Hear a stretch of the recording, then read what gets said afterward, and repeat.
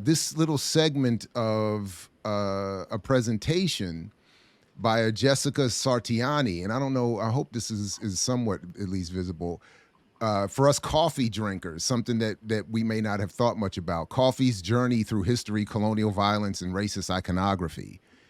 So, it was in part, Imani Barbarin brought up the issue of semiotics the other day, and this is something that this is the context that I was talking about in our conversation that I'm familiar with. And the short of it is that this presentation is talking about the role coffee played in the Italian colonial economy, not just the material economy, but the immaterial economy. In fact, Jessica Sarciani points out that just on what she puts up on these few, graphs on the wall, that the trade in coffee and the symbolism of it had more to do, it was not about finances. In fact, they didn't make any money off of it. In fact, they lost money off of it. But what they gained from it was the idea through the daily ritual of drinking coffee, they could show that you're in control. You are the master of these people who are producing this coffee that you're drinking. Damn. That this is part of the immaterial, libidinal economy, I guess, as Frank Wilderson and crew would say.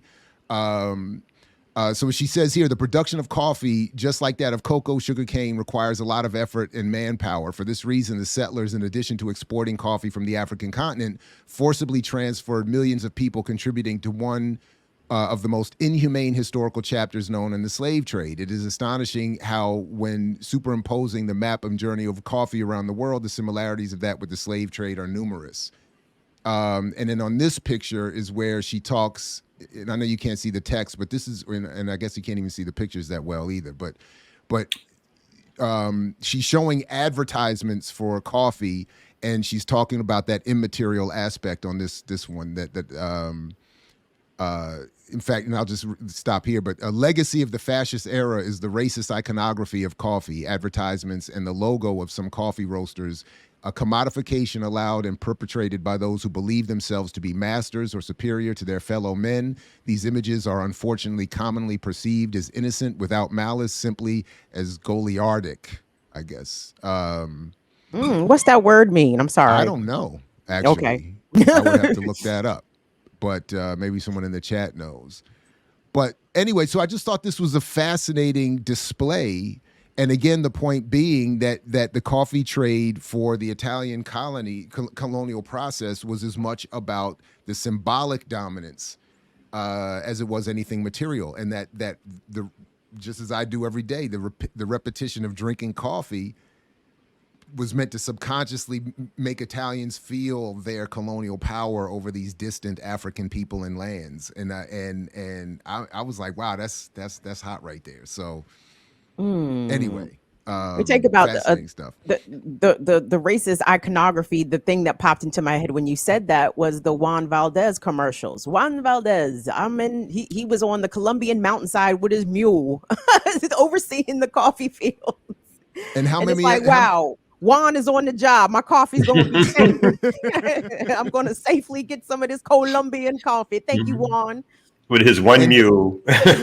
Yes. And didn't we grow up with literally the syrup bottles were shaped as Aunt Jemima? Yes.